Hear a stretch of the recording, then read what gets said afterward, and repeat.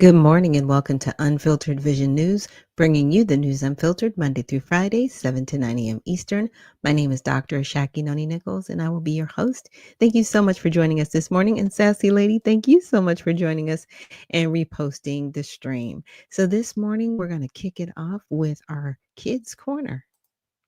Young billionaire Ethan Chen, 6 years old, sat alone in his golden playroom filled with the latest toys. Despite having everything money could buy, his eyes told a different story. He felt completely empty inside and yearned for something money couldn't purchase: genuine happiness. As Ethan stepped onto his balcony that golden afternoon, he discovered a small green leaf from his rooftop garden had fallen on the railing. To his amazement, the leaf began to glow and speak in a gentle, warm voice that immediately caught his attention with curiosity and wonder. "I am the lucky leaf," magical leaf whispered mysteriously. "I can grant you true happiness, but you must help 3 people in need first. Are you ready for this adventure that money cannot buy?" Ethan's eyes sparkled with excitement as he nodded eagerly, ready to begin his journey. The leaf whispered, "Look down below." Ethan saw an elderly woman struggling to carry heavy grocery bags. Without hesitation, he ran down from his 20th floor apartment, surprising his nanny, Mrs. Garcia, who watched in amazement as he helped the woman carry her groceries home, his heart feeling warmer than ever before. Next,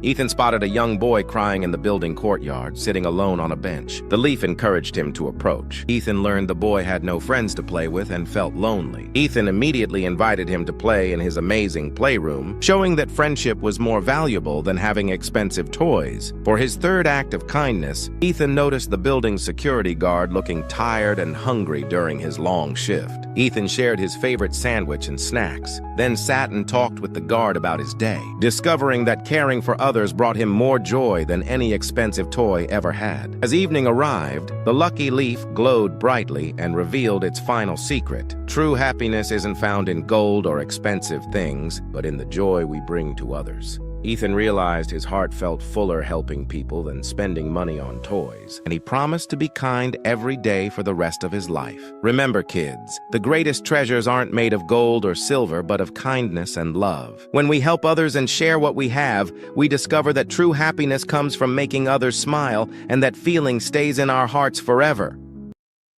Yeah, it really does. So always remember, spread love and joy and share, right? That's even something, again, as adults that we need to remember to do. So thank you. And I'm hoping, that it hit somebody's heart today. Um, and I, do it for my little people. And Malia Collins says, hi. She's coming from YouTube. Hello to you. I love your avatar. That's so cute. Little bear. That's adorable. Oh, and Patty Cake, she's also joining us from YouTube. Grand Rising founder, Grand Rising to YouTube, Patty Cakes.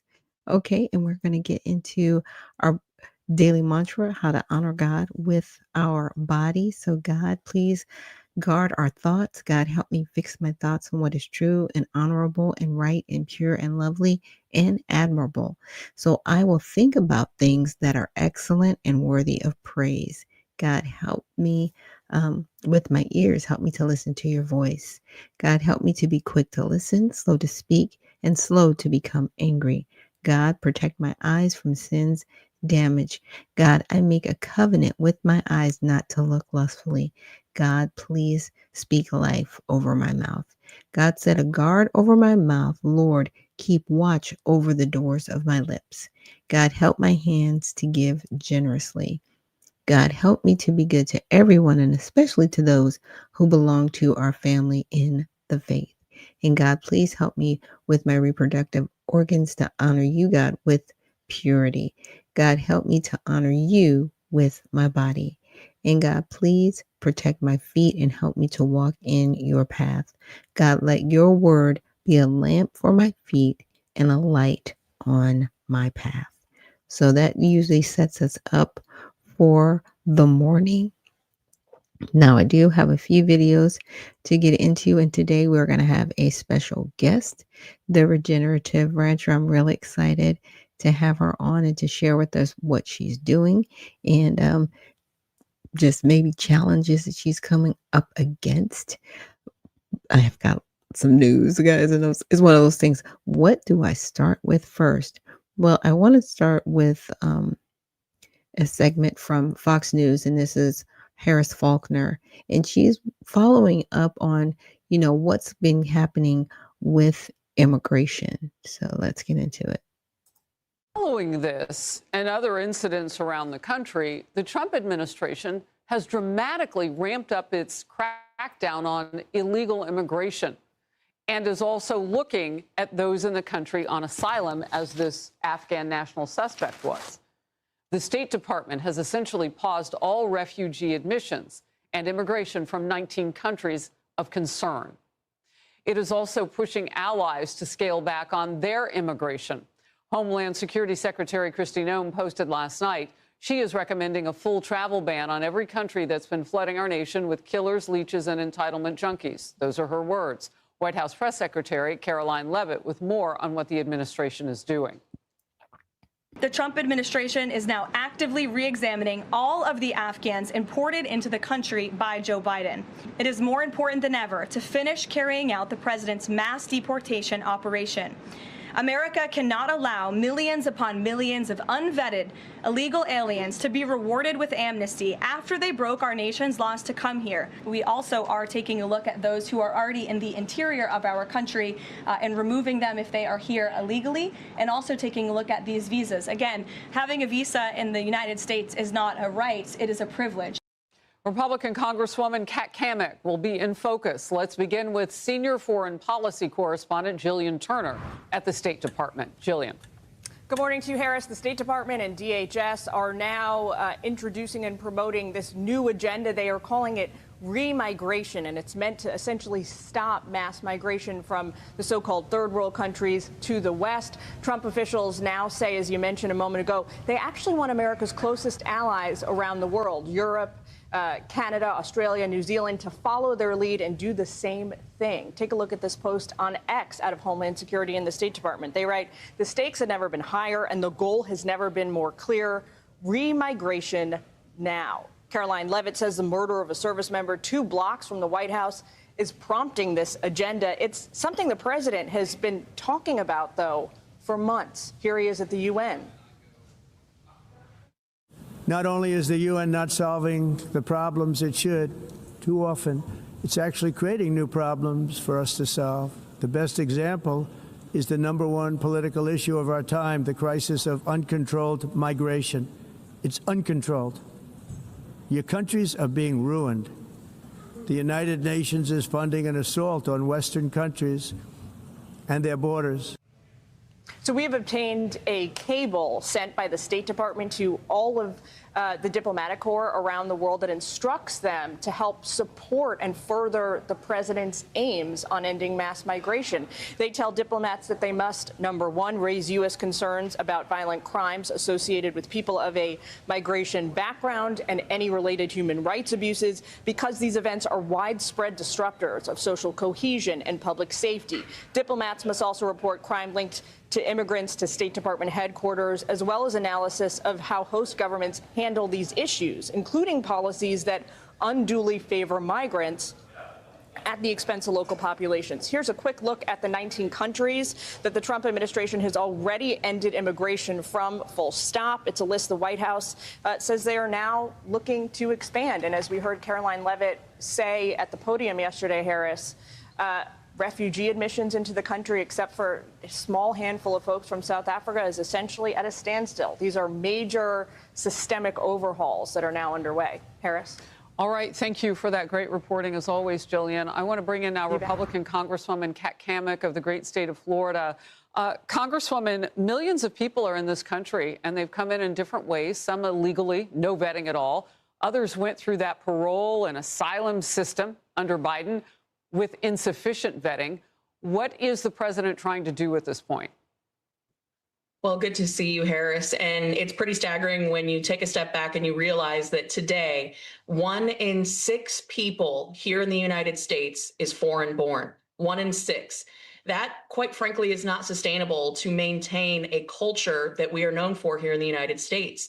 When you have people who, instead of assimilating into our culture, are opting to basically import their culture, many cases that culture is one of fraud and schemes and scams and violence, you erode the underfoot of what America is all about. And so in the last 4 years, we've watched as the open borders poured 10 million that we know were paroled into the United States, and then millions more that we don't know about or where they are.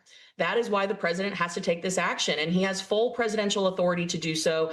Every president, in fact, whether they're Republican or Democrat, since the 1980s, has used Section 212F of the Immigration and Naturalization Act. So I think that this is an important step in ensuring the closed borders at the moment, but most importantly, national security and safe communities. You know, I haven't asked anybody this question, but as you're giving out these details and we're putting up that 1 in 6 people in the U.S. foreign-born on the screen right now, it is a dynamic reminder of where we are. But how did we get here to the point where we had so many people coming in, not just the last 4 years, but under other presidents too? And didn't anybody see this coming other than Trump?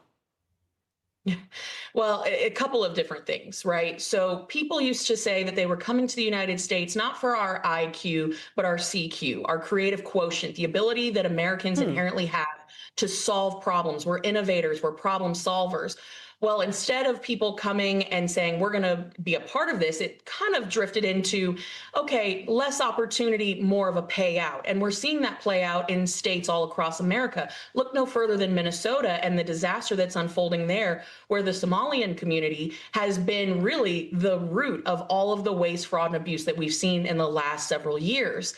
That culture of we want equal outcome, and we're looking for a handout rather than a hand up, rather than equal opportunity. That is really what is underpinning all of this fraud and this mass migration, where people say, well, if you go to America, you'll get free everything. Free, your light bill will be taken care of, your rent will be taken care of, your food will be taken care of, but it's all done on the backs of the American taxpayer. And that's where you're seeing this rub. We have to decide as a nation, are we about equal opportunity, or are we about equal outcome? That's what the fight is really about at the end of the day. That first example you gave is an excellent one. I was a journalist on the ground in Minneapolis, returned to that market years later, and those 12 ISIS trials, those people at the heart of that, they were teenagers at the time, were part of that migration situation that they were really struggling with there. All right, we'll move here. One outlet points to the procedures listed on government websites, that asylum seekers are required to undergo extensive vetting and screenings even after being in the country for several years. The headline reads, Suspected National Guard shooter reveals deeper problems with asylum seeker vetting. An immigration enforcement advocacy group president told the Washington Examiner, quote, blaming radicalization after Biden let him in isn't a defense, it's the indictment. It proves we never should have opened the door. Trump never promised to accept imported threats and play eternal whack-a-mole with better vetting, yearly check-ins or special immigrant visas. Your response? Well, Harris, you've heard me say it before. It was never a matter of if, but when an attack or something tragic happens here in the United States as a result of the failed withdrawal out of Afghanistan, that entire botched operation, and then the unvetting that occurred, right? Of course, we have those that have come across the border. We know that there are known terrorists that are in the United States now establishing cells. It was not a matter of if, but when. That's the first part. Second part is when I was overseas spending Christmas with the troops in the Middle East, I was visiting some of the quote unquote lily pads where they were vetting, pre-vetting individuals. They couldn't answer basic questions, but I got the sense from people on the ground that they were more interested in checking boxes and pushing paperwork than actually doing the vetting. In cases here in the United States, we had reports that there were individuals, Afghan nationals, that were sent here and they were simply walking off of military bases because there was no SOP put in place. So there is a failure of a culture in government that they're more interested in checking boxes and pushing paper than they are actually doing the job and saying no and being the bad guy. That is what has to change. Well, and I love that you used SOP, standard operating procedure, because that's what I think the president's trying to do on immigration right now. He's Yes, going to and he reset some needs to. things. Good to see you. Yes. Thank you very much for being in focus. Absolutely. Have a good one. Hey everyone, I'm Emily Campagno. Yeah, and it's really amazing because you would think, okay, we are the United States government, right? We have immigration laws. You would think there would be basic standard operating procedures for anyone, especially just a vetting process, right? Whether asylum, refugee, H-1B, like anybody who is not an American who is coming through, right? Whether they're coming through illegally or legally, there still has to be some type of vetting, right? We still need to know who's on our shores. And like the Congresswoman was saying, this is the reason it wasn't so much if, but when, because we don't know. We still don't know all the people that are here. I mean, ICE is still trying to get people, right? And that's why a lot of times you'll see those shorts or videos where they're literally at a courthouse and they're waiting for people to come out. And when they're apprehending those individuals, it's because the judge has said your deportation orders are set. You are not allowed to be here in this country. You are set to be deported. That's why they take them. Now, if they're granted any type of stay or leniency, right, where they can stay in the country, ICE isn't going to mess with those people, period, because they're fine. But it's the ones that you see that have gotten set deportation orders. So when people are saying they're not getting their due process, yeah, they are. If your due process says you can no longer be here and you need to be deported, that's it. And a lot of the people that they're going to these different they say churches and all these other places, but when they're literally going somewhere to apprehend someone, they have paperwork on them that says these people are in violation of their deportation orders and they need to be removed, period. But they want to make it look like they're the bad guys. They're the Gestapo and all these other things. We'll get into some more of that later this week. But just to set it up, I'm glad that this administration is finally realizing, hey, we just don't have standard operating procedure. It's like, it's amazing to me. I'm like, y'all have, okay, you've got all these resources. Can we please get somebody in there that wants to really do the job as opposed to just showing up and collecting a paycheck? Because it's showing, okay? And I'm sure it's been showing for decades, but now it's like blatant. Nobody wants to do any work, but they'll show up. I'm just saying, whether online or in person, to get their paycheck, but that doesn't necessarily mean they're doing their job. Like when Elon Musk at the beginning of the year, he was like, okay, so what did you do this week? I was all for that. Look, you should be able to tell anybody what you're doing. Like, I processed so many people, or this is what happened this week in my job. And people were complaining, like, how dare you ask me what I'm doing? Because you're working and you're getting taxpayer dollars to do your job. We all demand to know what you're doing. Just saying. All right. Next subject. So now I want to talk a little bit about what someone actually brought up in the comments about this boat strike that happened. So yes, the Trump administration halts, as you saw in the video, applications from 19 countries. And I'm glad they're halting it. I would love if we could administratively shut down the border for at least 20 years. And that people will say, well, that's a long time. Well, the thing is, some people, when they're applying for immigration or, to become a naturalized citizen, it can take up to 10 years. And so I'm just saying we need that kind of time, the 10 years for the people who are doing it legally, and then still up to another 10 years to get people out of here that are here illegally, or people that are not in alignment with the Constitution. Denaturalization. A lot of that needs to happen. It's not just the Somali community. They're one community, but there are other communities that are here on United States soil that need to be denaturalized. They are not in alignment with our culture here in in America. They don't want freedom. They just want to keep enslaving people because that's what they're used to doing from their side or for wherever they're from. And we need to get rid of that. So, oh, thank you. Edwin Torres, he says facts, and I agree. Well, thank you for agreeing. Definitely appreciate it. Let's see. Let me get down here. Here is the article because my husband and I were talking about this yesterday. He is former military, and it was very concerning to him what was going on with this second strike of the alleged drug boat that happened. So the U.S. ordered a second strike on an alleged Venezuelan drug boat, sparking controversy over the legality of the decision. So here are the details. The Washington Post that leans left reported on Friday that the U.S. was struck a suspected drug boat in the Caribbean after observing that the initial strike left 2 survivors. The report also alleged that the second strike was conducted to comply with Defense Secretary Pete Hegseth's order to kill everybody. Now, these are still alleged reports. So Hegseth called the report fake news, saying it is fabricated, inflammatory, and derogatory. And President Trump also disputed the allegations. However, the White House has since confirmed that the second strike did take place, saying it was legally ordered by an admiral. Trump, when asked, said, "I wouldn't have wanted that a second strike. The first strike was very lethal. It was fine.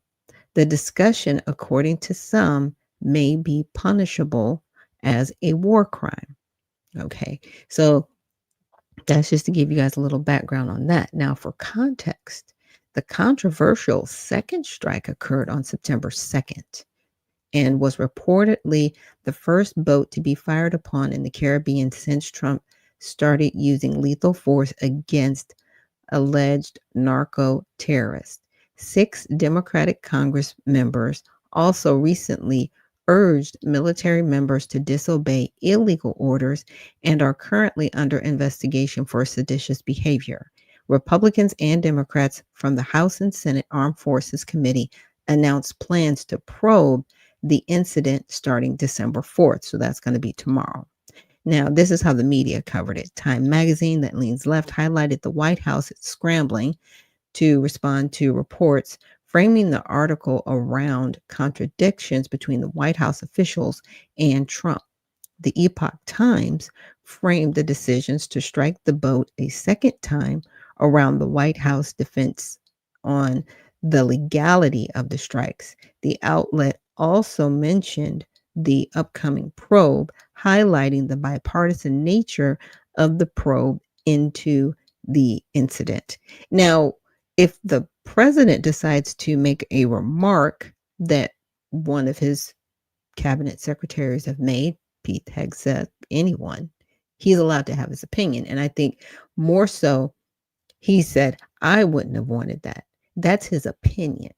That's not direction. There's different there's a difference. Yes, he is the commander in chief, and he does delegate down, strikes and different things to people that have that knowledge, and he expects them to do their job. That's all this comes back to. Right now, the question is, was it was it in the legal capacity to do?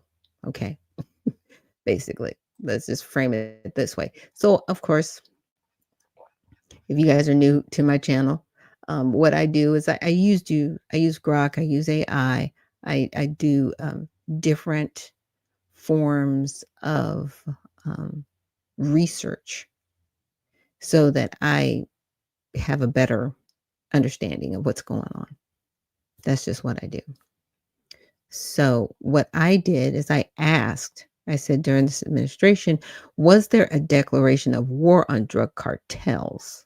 And there was no formal congressional declaration of war on drug cartels, such as required by the U.S. Congress. However, the administration took significant executive actions that effectively framed the U.S. government with drug cartels as an armed conflict.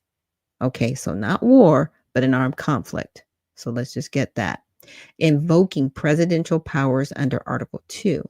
This included designating major cartels as foreign terrorist organizations, authorizing military strikes against cartel linked targets, and notifying Congress of a non international armed conflict with these groups. Okay. So again, setting the stage. These steps built in campaign promises to aggressively combat fentanyl and other drug trafficking, primarily from Mexico, Venezuela, and other Latin American sources. Now, this incident happened in that territory or around in Venezuela and the Caribbean. Okay.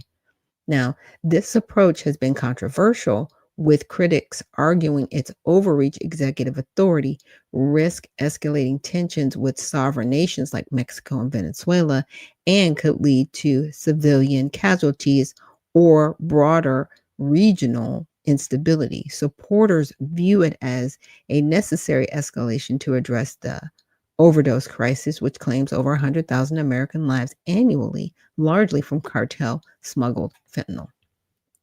Look, there's a problem with Venezuela and Mexico. They have a problem. Sorry, there's a lot of criminal activity going on down there that their people need help with, especially even in Mexico. I think that, it got wild, and it still is wild down there. You got their president supporting the cartels over the people. Like, what are we doing? And the same thing's happening in Venezuela, right? We don't want that over here. Okay. So it still comes back to the question of, were they a threat to America, right? Where this incident happened.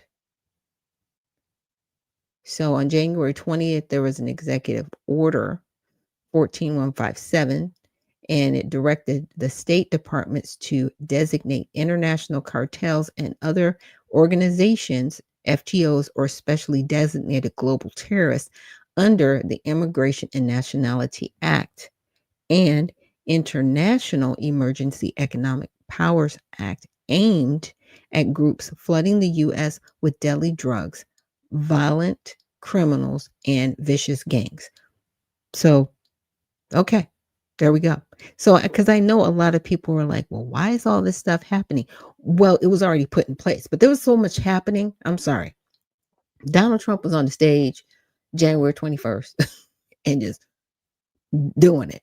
You know what I'm saying? Like day one, like, where's the table? Where's the pen? Where are the executive orders? We are turning everything around. So I can imagine, he works at net break speed. You just got to keep up. I'm just saying.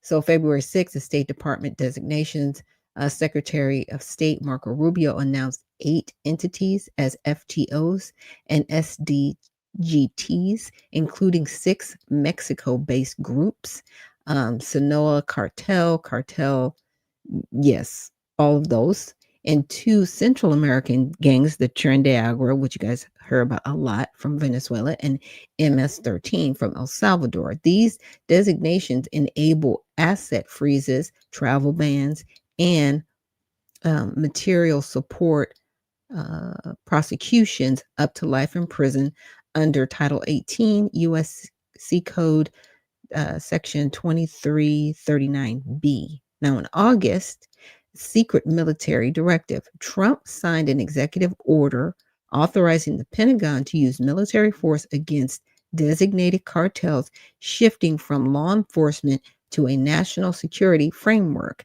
This included offers to deploy U.S. troops to Mexico, rebuffed by President Claudia Sheinbaum as a sovereignty violation. So that's kind of when we heard from her later this summer. And Mark from the Soil, thank you for joining us this morning and reposting the stream. I appreciate you. And some other people that have joined us. H. Bush Monster, thank you for joining us from X. Boy D. Belongi, I'm sorry if I'm butchering these, you guys, but thank you for joining us. Keith Kingman, thank you for joining us this morning.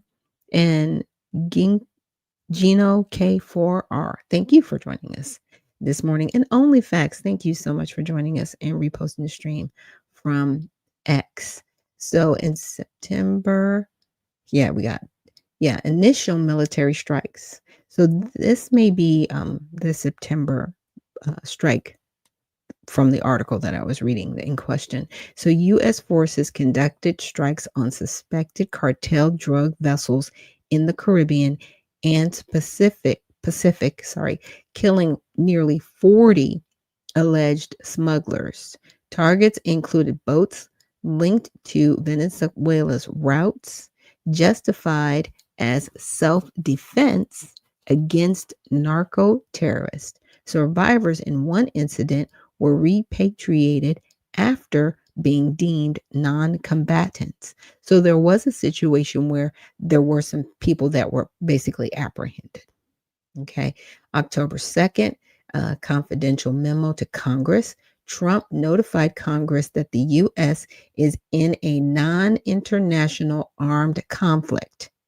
Okay, so they were notified. So it's not like Congress can sit up here and say, "Oh, you didn't tell us anything." And the 6 people that were like, "You need to not follow illegal orders." Did you get this memo? Just saying. With cartels classifying their drug smuggling as an armed attack on the U.S., cartel members were labeled unlawful combatants, allowing lethal force without arrest under international law, similar to post 9/11 Al Qaeda precedents. No specific cartel names were listed, but it referenced prior FTO designations. So basically, they fell under the, people from the executive order that he outlined here from the State Department designations and from his executive order 14157. Now, as of October 23rd, public statements on escalation, Trump stated no congressional war declaration was needed, emphasizing we're just going to kill people that are bringing drugs into our country. He hinted at future land-based operations potentially in Venezuela amid rising tensions with President Nicolas Maduro. Okay, he said that. We're just going to kill people that are bringing drugs into the country. Like, he's shutting it down. It's like, we're not going to apprehend these people and have a conversation and have a trial and look, you're not bringing drugs over here. We're shutting it down. That's what he's doing. And he says it's not war. It's a non-international armed conflict. Okay. So legal and practical implications. I won't read through everything, but just the titles.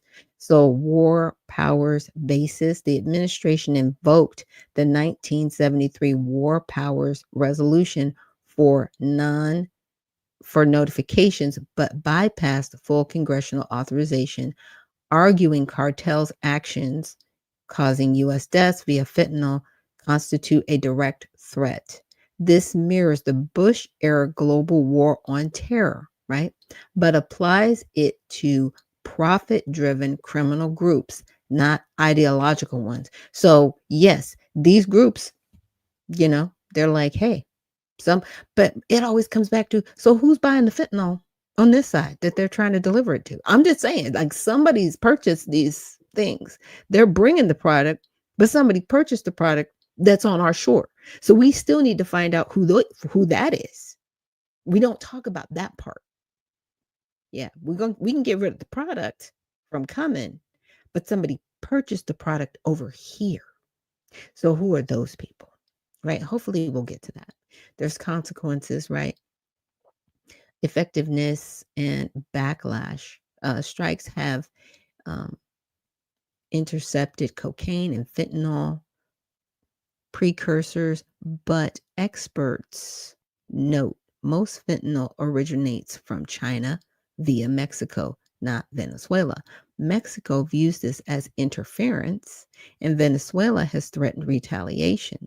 Public discourse on platforms like X reflect polarization, with some praising it as war on drugs, rival and others decrying it as oil motivated imperialism or executive overreach. So, as of December 3rd, no further congressional action has occurred and operations continue under executive authority. Now, I asked a little bit of a further question. So, I took the article that we read, popped it in Grok, and just said, this article discusses a situation that happened on September 2nd. Would this be included in that? And it says yes. The incident described in the All Sides article, specifically the U.S. military second strike on an alleged Venezuelan boat in the Caribbean Sea on September 2nd, would be included within the broader category of initial military strikes that were referenced September, October timeline, right? So, this is what it is. It's providing some context. The event aligns directly with the early phase of U.S. operations against cartel-linked smuggling vessels, which began in September 2025. The article details a follow-up strike, the second in a sequence for this particular boat, ordered after an initial attack that left 2 survivors, resulting in no additional casualties reported from the second action. Okay. So that was the one that left 2 survivors. Okay. So it was defended by the White House as a lawful under the Admiral's authority, tying into the escalating armed conflict, right? Framework against narco-terrorists. Defense Secretary Pete Hegseth dismissed related reporting as fake news, while Donald Trump noted the first strike was very lethal and sufficient, expressing reluctance for the follow-up, right? This fits as one of the disruptive actions targeting boats in Venezuela routes that intercepted narcotics precursors, contributing to the overall tally of nearly 40 alleged smugglers killed in that period. Yeah. And I said, and I even further, I want to say, were there any laws violated? Because I always want to check and just be like, okay, was there any violation?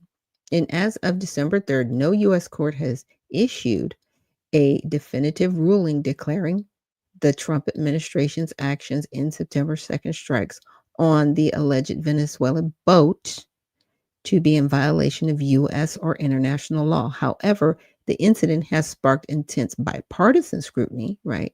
With legal experts, former military officials, lawmakers, and human rights organizations arguing that it likely constitutes violations of domestic and international laws. The administration maintains that the strikes were lawful under presidential authority, self-defense doctrines, and the laws of armed conflict. But critics contend these justifications are legally flawed and unsubstantiated. Well, here's the deal. He's already set it up that this is not war, that this is a conflict, right? So President Trump has already outlined and said, this is what it is, right? So I'm just going back up here because I want to make sure that I say it right. He designated these people as, cartels, organizations. He deemed them terrorists, did that. Okay. And it's basically, it is a non-international armed conflict, period. It is not war. Right. So that's the struggle that's happening right now. So you might hear, some people, talking about this or going over this who may make it appear like the president, he can't do this. He can't. He actually can, because he's already outlined it. He notified Congress. So if anybody had an issue, right? And I know there was a lot going on with the government shutdown, which, a lot of times these things are distracting because I didn't know this happened October 2nd again, because there was a lot going on. But again, you don't get to say, well, he's just trying to do an act of war. Who are you protecting? First of all, you're definitely not protecting the United States. Okay. No, I don't want anybody coming to our borders with drugs. But again, my question goes back to who is on this side, our side, that made that and placed that order to even bring the drugs to America. So that's the bigger question. It's not so much the delivery, right? It's who ordered the delivery. We need to find those people. So I'll definitely be looking forward to that. Okay. So investigations, there's bipartisan congressional probes are examining the strike's legality with calls for briefings on evidence and decision making. No lawsuits have succeeded yet as challenges face hurdles like state secrets privilege, right? They just don't get to know everything because they're not in the military and they don't know about these strikes and they don't know what's going on. But again, I'm hoping that they find the people on our shores making these orders. Now, broader context, over 80 deaths across 21 plus strikes raise similar issues. Experts warn of escalation risk, including strained U.S. Latin American ties. You know what? If they want to support the cartels in their countries, have at it. Have a good time. But we're not putting up with that here in the United States. Okay? We're shutting that down. You come to our borders and we're shutting it down, period. We're not tolerating these people. We're getting them up off the soil. Like, what are we talking about? And then on X, discussions label it a war crime or murder with calls for accountability. Is it a war crime? Because I just stated, he already noted to Congress, this is not international conflict. I'm paraphrasing, but I'm just saying. He already told them, this is not that. We are protecting our borders. We are making sure. Now, when my husband and I talked about it, I was just like, well, you know, if they're not in our American space, right? As long as you don't come up to Florida, y'all need to deal with that. But the problem is a lot of this stuff goes down into these smaller islands and then it makes its way up into Florida. But again, somebody on the Florida side has made the order. We want the drugs delivered here. We need the drugs here or wherever they are, right? And however they're coming up from the south to the north.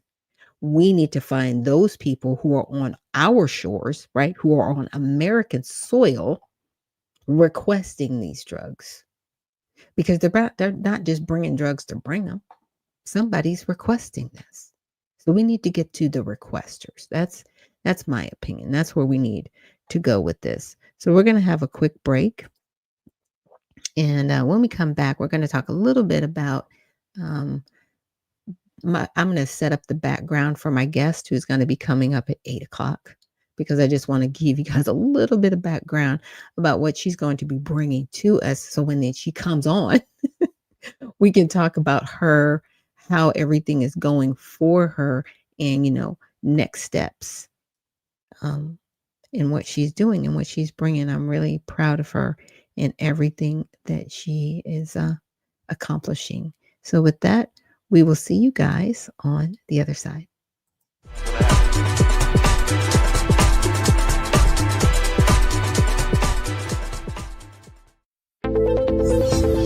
The browsers of today are broken.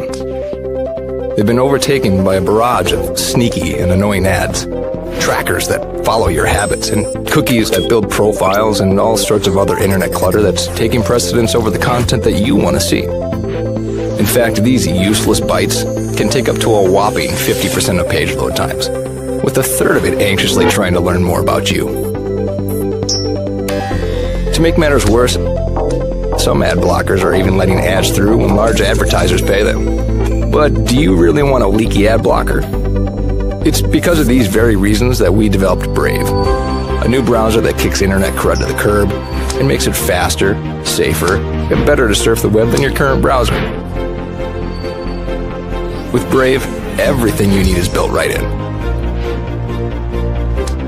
We integrated technology that automatically blocks trackers, annoying ads, and shields everything that can cramp your style and destruct your privacy.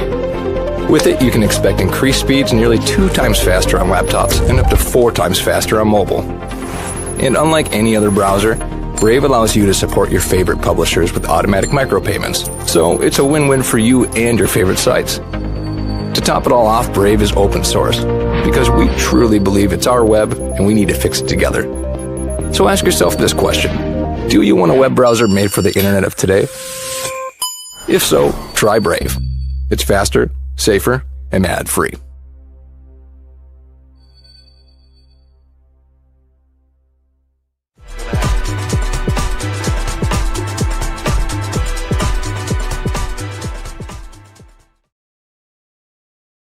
And we are back. Thank you so much for joining us here on Unfiltered Vision News, bringing you the news unfiltered, Monday through Friday, 7 to 9 a.m. Eastern. My name is Dr. Ashaki Noni Nichols, and I will be your host. And open your eyes. Thank you so much for joining us from YouTube. So now I want to get into what my guest will be going over a little bit, but I just wanted to set up the stage for her. So the Trump administration cracks down on foreign-owned meat packing cartels. Now you would think, cartels only, reference drugs, but no, it is even in our food supply. So this is as of November 7th. Okay.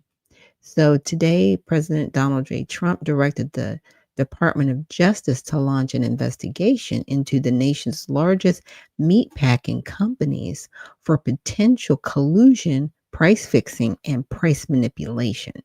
This decisive action targets the foreign dominated conglomerates that control Americans' meat supply and have been accused of artificially inflating prices at the expense of farmers, ranchers, and working families. And that is something that my guest is going to be talking about. She'll be joining us in the 8 o'clock hour. So here is a truth from this is on X. Okay. I always have to make sure, because I know sometimes they will repost his truths on X and it has the little, there we go, the little T. So this is on both platforms. It says, I have asked the DOJ to immediately begin an investigation into the meatpacking companies who are driving up the price of beef through illicit collusion, price fixing, and price manipulation.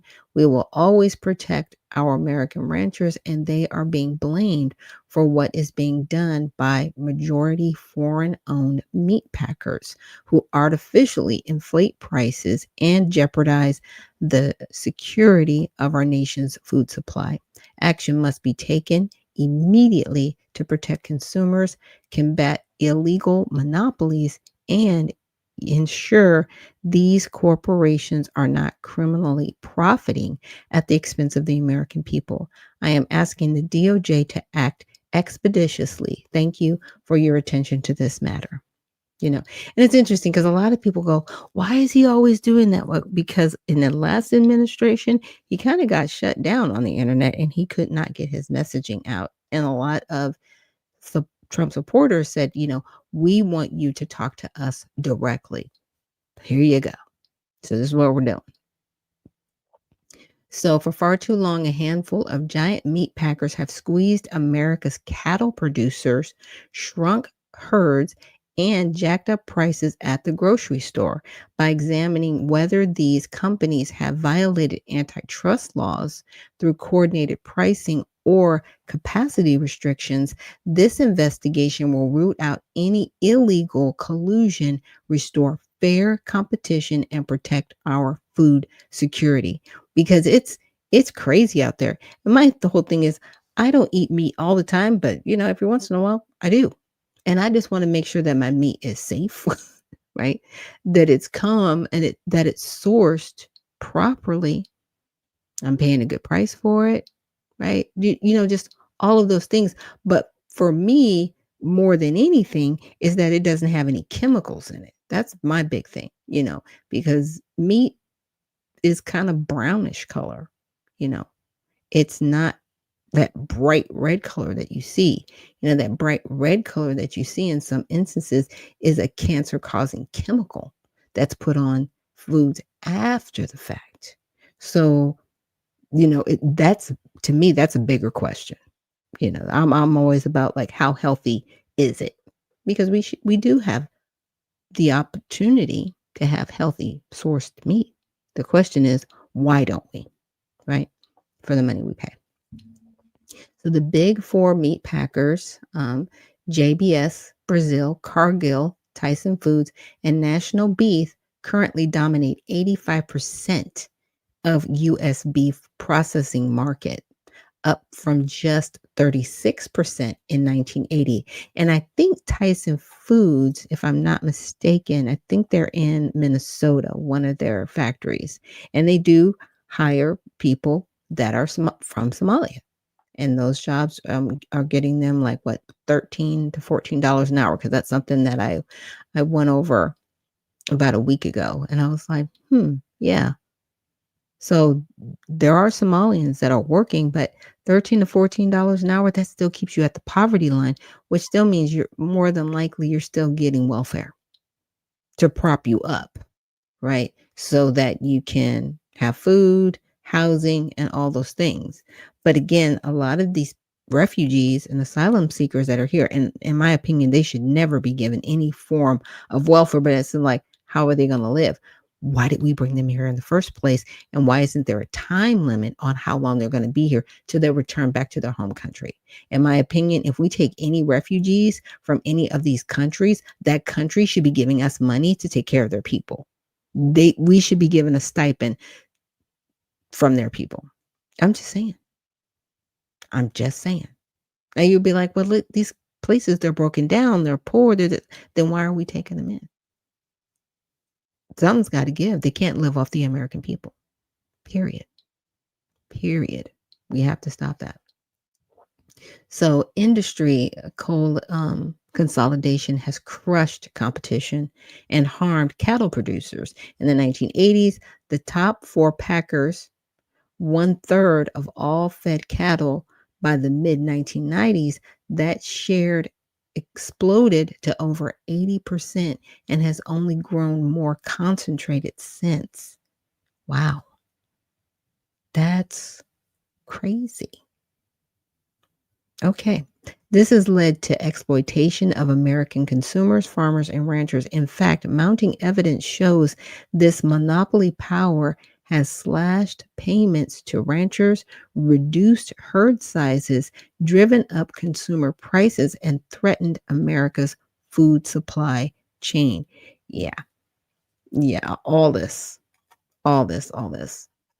So I did pull up, let me see, the antitrust laws. And I actually have a short video that I'm going to show of my guest before they come on, just to give you some background on who she is and everything. But here's some of the antitrust laws that she actually brought up in her video, and I think that Donald Trump is bringing up as well. So Congress passed the first antitrust law, the Sherman Act, in 1890, as a comprehensive charter of economic liberty aimed at preserving free and unfettered competition as the rule of trade.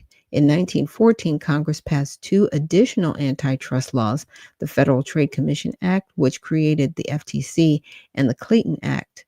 With some revisions, these are the three core federal antitrust laws still in effect today. And these are things that we actually need to use. So the antitrust laws proscribe unlawful mergers and business practices in general terms, leaving courts to decide which ones are illegal based on the facts of each case. Courts have applied the antitrust laws to changing markets from time to time, of horse and buggies to present digital age.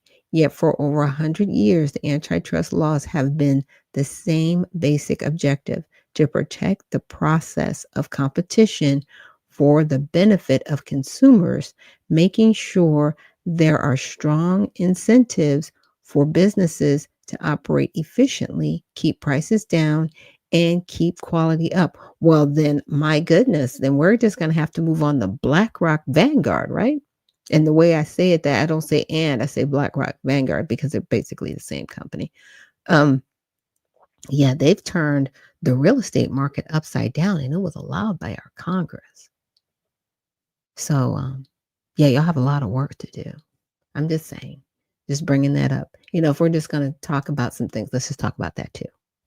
I digress. So you guys can see where we're coming from with this and antitrust laws. So I did a little bit of digging just with Grok, and I said, can you outline the idea Trump has in reference to the meatpacking plants, right? Like what are we really trying to get as our outcome? And as I just showed you, there are antitrust laws already in place to protect us. Okay. So the core proposal launched a DOJ investigation into illicit collusion. What it entails, Trump directed the Department of Justice to probe the nation's largest meatpacking companies, right? Tyson Foods, JBS, Cargill, National Beef, for potential price fixing, manipulation, and collusion. So if they're the top four, they could be doing that. Definitely. The focus is on whether these firms, which control about 85% of U.S. beef processing, have artificially inflated wholesale and retail prices, right? And they may blame it on energy, right? Because if it costs more to transport it, then that's going to go into the price that consumers pay on the back end, right? So a lot of times somebody asked me a question and they were like, well, what do you think, kind of got our economy into a mess? And I was like, the energy. Because if you can effectively disrupt energy, you're going to disrupt everything else, because all of our goods and services rely upon transportation, period. So if the cost of gas goes up, everything else is going to go up. And even though the price of gas is going down, guess what? The prices aren't going down necessarily, are they? Yeah, we're going to hear about record profits in January. Just listen out for that. Timeline trigger. He announced this November 7th amid reports of beef prices raising 12.3% for ground beef and 12.7% for steak. Year over year, far outpacing general inflation at 3%. But again, I'm telling you, they're going to cry energy. I guarantee you. So this followed cattle herd reductions due to droughts and high feed costs. But Trump argued industry dominance exacerbated the issue. Expected outcomes: if violations are found, the DOJ could pressure antitrust actions, fines, or structural remedies like breaking up monopolies or mandating more transparent pricing. Trump framed this as protecting American ranchers and consumers from big meat exploitation. So that's what he wants. And I'm really grateful, that he's addressing this. So I see that my guest is in the room. But again, I want to play the video of my guest before bringing her on, just so you know who you are watching. I think she's amazing. There we go. We take down the big four: Tyson, Cargill, JBS, and National Beef, the four packers that control 85% of America's beef. They set the prices, they crush small ranchers, they overcharge you at the grocery store. And here's what they don't want you to know: the laws to break them up already exist. And if we enforce them, we could take them down tomorrow. This isn't a free market. It's a corporate cartel that decides what beef costs from the pasture to your plate. Ranchers lose, consumers lose, and the only winners, the big four, raking in record profits while the backbone of America's beef industry collapses. And the crazy part, we already have laws designed to stop this exact thing. We just stopped enforcing them. The Sherman Antitrust Act of 1890 bans monopolies and price fixing. The Clayton Act of 1914 allows the government to block mergers that kill competition. The Packers and Stockyards Act in 1921, written for the livestock industry to stop unfair practices. Together, these laws are a silver bullet. They were built to protect the family rancher and the consumer, but for decades, the USDA and the DOJ looked the other way. And the Big Four quietly took over our food supply. Enforce the law, and everything changes. Packers could be forced to sell off plants and lose control of the market. They couldn't own their own cattle and rig prices. And fair market bidding returns. Ranchers finally get paid for what their cattle are worth. And product of the USA would actually mean it was raised here. But we don't have to wait for Washington. Every time you buy direct from a ranch, every time a small USDA plant opens its doors, every time a community builds its own food system, we chip away at corporate control. The real revolution isn't in DC, it's right here on local pastures across America.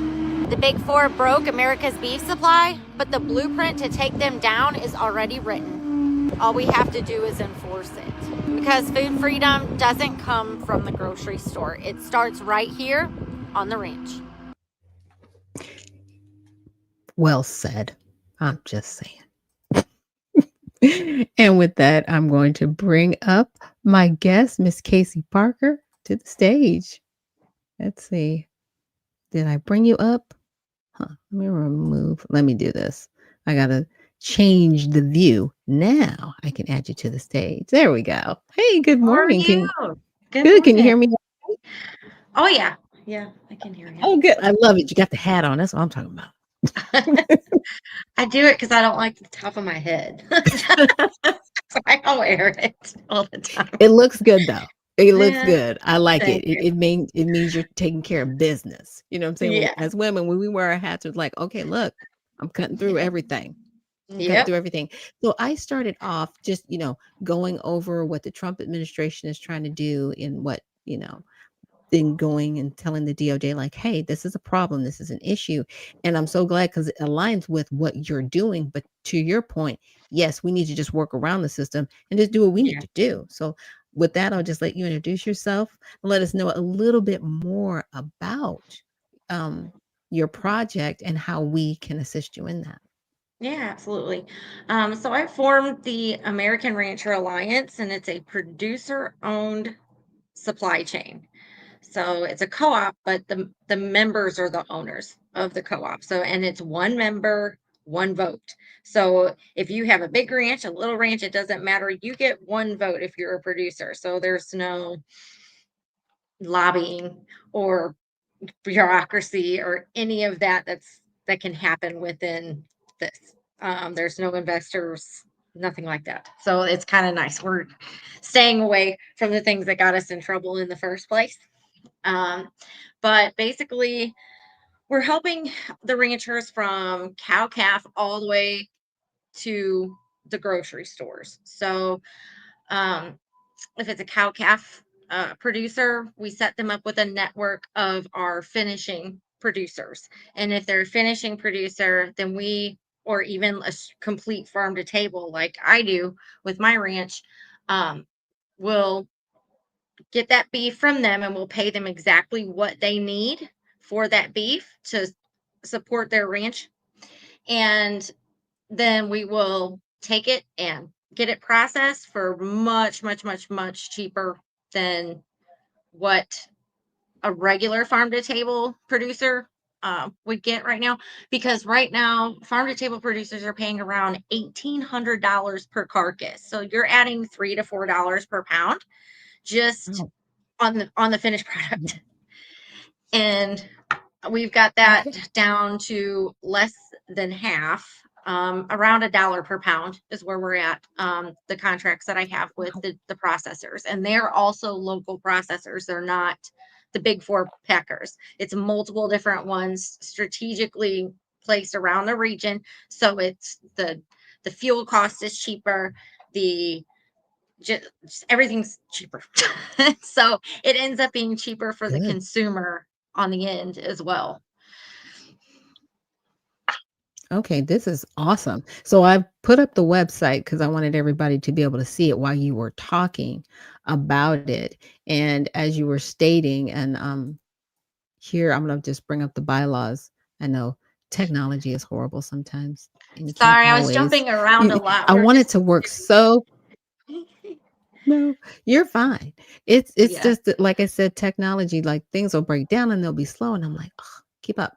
So you've got yeah, your bylaws, how it works, the American Rancher Alliance, as you were sharing with us, rebuilding America's beef supply, producer owned, American controlled. I love it because we are really, and this is the interesting thing about AI that I've seen. I've seen a lot of people pulling away from it, and they really want more peer to peer business yes. operations.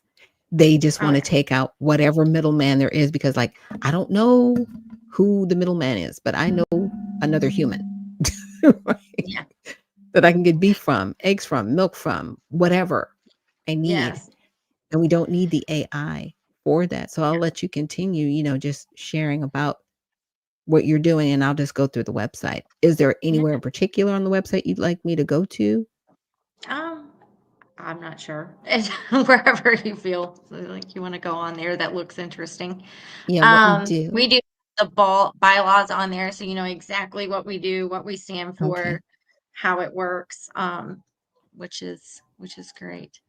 We're trying to be the biggest thing with the alliance is we want to be 100% transparent, not only with the producers and Okay. together between the producers, but with the consumer. So on the packages, you'll see at the grocery store, our label will say American Rancher Alliance, but there's going to be a QR code on the label that you can scan and it shows you what ranch that steak came from, what beef it is, like what if it was a Angus or a Hereford or a Wagyu. It'll tell you exactly what that beef is, what it was fed. Its full um, like vaccine schedule, because there's vaccines that are given to calves, or else we get dead calves, so you don't want Yeah. that. Um, and Now, let me ask a question about the vaccines because I'm always concerned about the whole oh MNRA. So I'm assuming they're not getting that, but they're getting no, like the standard ones that they've been given since maybe the for 50s. yes, for a very long time. Okay. Yeah, so we actually completely exclude, like we have a rule, you cannot vaccinate with mRNA Okay. vaccines, no antibiotics for any meat beefs or any meat animals, you cannot give them antibiotics, and no hormones. Okay. And then we have different tiers, so we have grain fed, grass fed, organic, so on and so forth. So yeah. Nice. Nice. Because those are some of the things that I know everybody's looking out for these days. Again, like I said, all the technology stuff that they've been bringing forward, like, yeah, this is great. Humans are like, no, it's not. And we don't want that. And even a lot of ranchers don't vaccinate at all, but I would say most of them do with the traditional vaccines in the beginning Mhm. for respiratory, Yeah. um, and tetanus, because whenever you're banding them, that's a big risk factor, Right. and you're Right. castrating. So most of the time they do, and they've been around for so long. They're not these experimental No. drugs No. that they're doing now that nobody knows what the heck they're doing. Right. Like that's what I was saying. Like, yeah, the standard ones that have been around since the 50s. It's like, yeah. And you Yeah, know what? And people didn't get as sick back no, then using God, meat as they do now. And you would think, okay, we have more technology now. Why are people sicker now than they were 50 years ago? it's the food. And it's crazy because they're even doing it in the meats. Well, you seen with Campbell and Yeah. their 3D printed chicken in there. But how many times, what companies are all doing this? And then even with Mhm. the ground beef, it's well known that they're, you know, using pink slime, Mhm. which is meat not fit for human consumption, but washed in ammonia to Mhm. to apparently make it fit for human consumption, which I is know. It's ugh, crazy. I was like, you know what? I will get a mushroom and fry right? it up. I'm just Yeah, saying, because I know it's a mushroom. right. Oh my god. And another thing that they're putting in everything that I see, even I've seen it in meat products and it makes me want to fall over, but maltodextrin, because it's a weight Yeah. gain supplement. And Mm. they're using it in a filler and everything, and it spikes your blood glucose 3 times higher than table sugar. Yeah. And it's crazy. Like, you Yeah. have to literally read every label, Mhm. or Yeah, yeah, because you're you're just always thinking that you're safe, especially because we have the FDA. And I'm glad you brought up maltodextrin because I'm allergic to it because it's derived from corn, and I have a corn okay. allergy. Okay. We're So, not. yeah, so, what is it? Acne? It Mhm. makes me break out. So I can't eat Goodness. any type of corn products, especially that one. And to your point, it is now in everything. Like there are things that I was able to buy at the store before, like, like chips, because every once in a while I like to snack on potato chips. And they're putting it in that. Now I'm like, what are you doing? Like I Yeah. can't eat like 90% of the things that are packaged, I can't eat Yeah. Oh, yeah, I won't eat it. So, yeah, I'm with you on it. there. I will not eat it because I try to eat animal-based, low carbohydrate, because there's so many snuck in carbohydrates through everything Hmm. anyway. Yeah. But, yeah, so if it's on the label, I don't consume it. Wow. But, Wow. yeah. But again, like I said, I just thank you for everything that Yeah, you're absolutely. doing. Like I said, I Thank wanted to you. bring up your website. Now, is there outside of the website, is there anywhere on this website where people should go? Because I know I was on the homepage and it showed how you could sign up Yes. So if you're a producer, we're here onboarding producers to all the join the time. movement. Yeah, please join our movement. There's ways you can help on there. If you have a service that you think that you can offer us, that would be super awesome. And let's see. Oh, there's we did put up petitions for the mandatory country of origin labeling, and the state inspected facilities to be able to ship nationwide. And if we can get Trump to sign those orders, that would help all of America, honestly. Just not even just our alliance, or it would help everybody. It's going to open up that bottleneck. And yeah, make prices move down very Okay. quickly on the consumer side.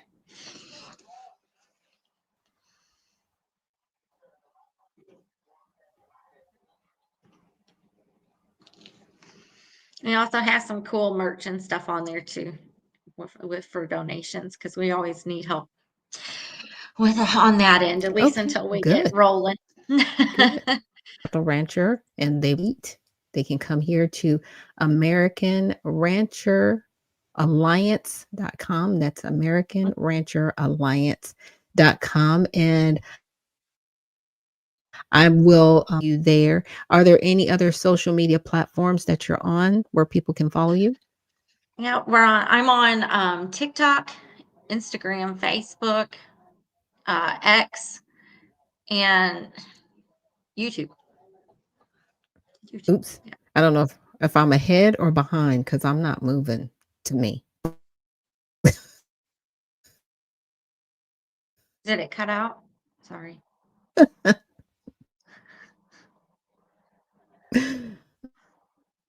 Oh, I think. Oh, I like I know. said, technology is wonderful, Oh, but I know I'm moving slow. I think it was probably mine, maybe.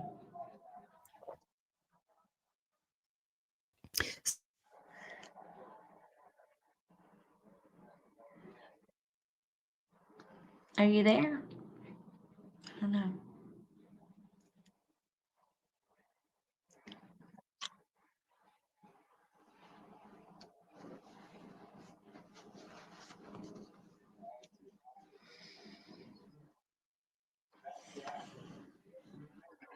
Oh,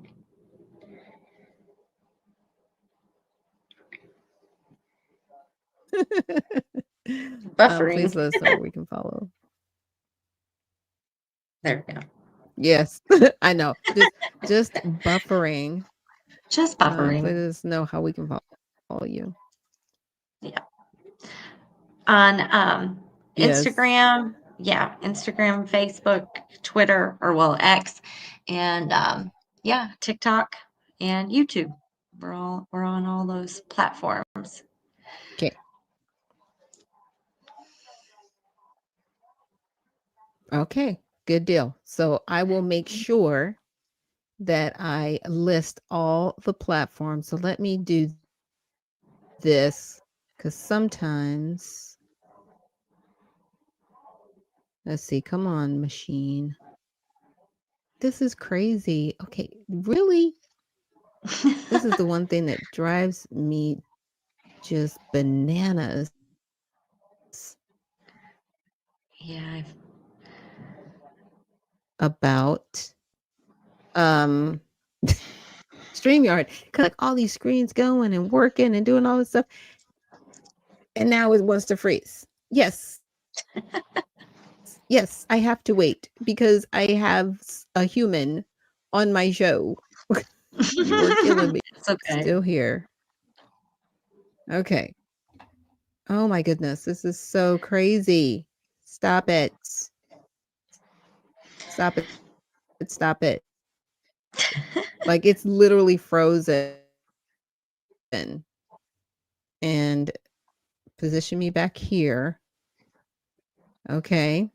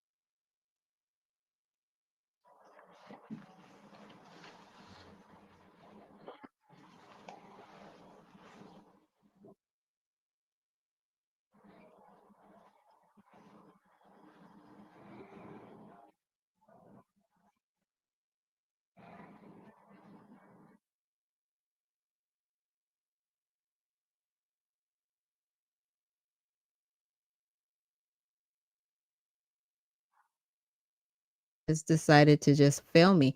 Like StreamYard. Oh my goodness. StreamYard is like killing me today. Because normally when I do have a guest, I don't always, bring up websites or different things. I just, it's just me and Yeah. you. We're just talking and I tell everybody where to follow. But I wanted to really show people what you were working on in real time.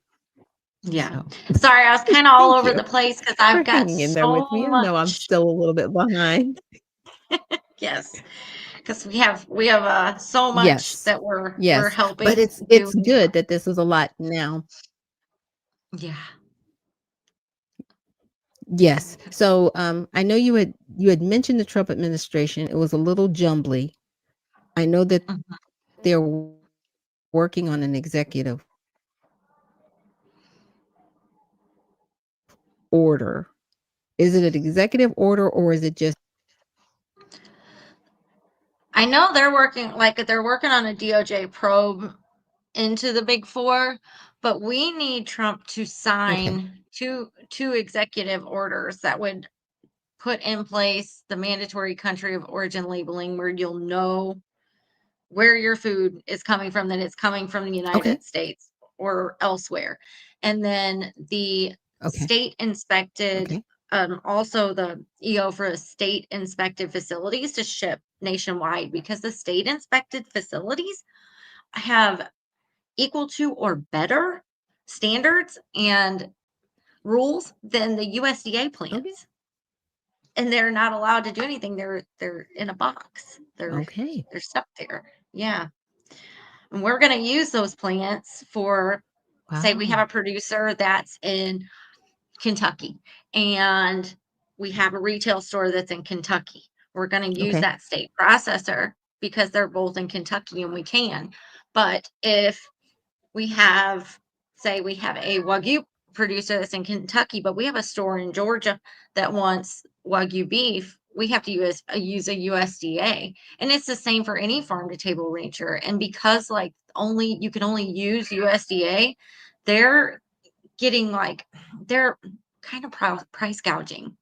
I mean, when they're paying $4 a pound on finished product and people are like, why am I paying so much for the beef? Well, that's why, you know, they're kind of getting price gouged because they're the only option for people that want to ship outside of their state,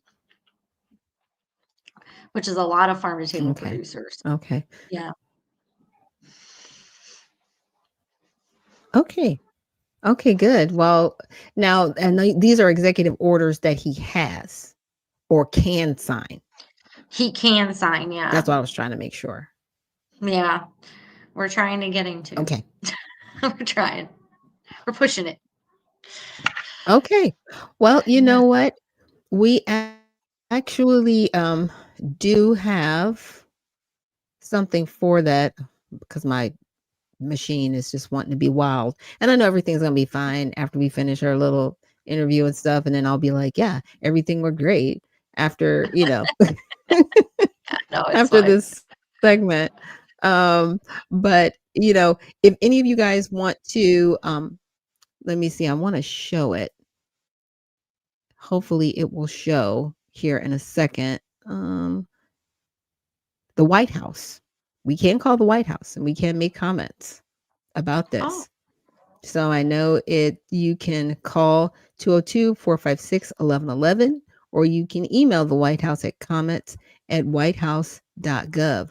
He does read these, not personally, but he does have a staff that goes through these comments. And so if we really want to push this and say, hey, there's an executive order out there, and I'll make sure to repost it after the show, you guys can go ahead and call and comment and say, hey, this is what we want. This is where we yeah. see this going. We noticed that, you've already commissioned the DOJ to break up this cartel. Here's what we would like to see happen behind it. You could sign these two executive orders because they do need us as the general public, because they don't know what we want unless we tell them. Right. Yeah. And so it starts with us. So Yes. with that, I just want to thank you so much for joining me here on the show and working through the technical difficulties. Trust me, my camera has fallen. I have gone through a lot. Because I'm the only person here running this little thing that I got going on. Oh, bless. But I'll let you have last words before we end this segment. Yeah, I just want to thank you for having me on. And yeah, if you can, when you go to the store and you see the ARA beef labels on the grocery store, give us a try, because we're actually real American rancher owned, operated, and brought to you. So Awesome. Awesome. um, Wonderful. Well, again, thanks again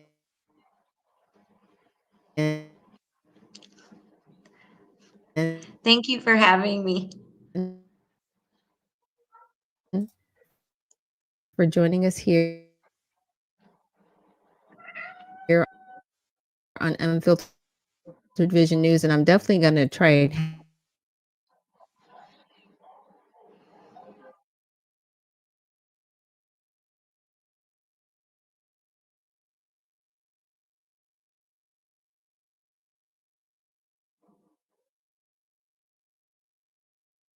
Okay, cut out.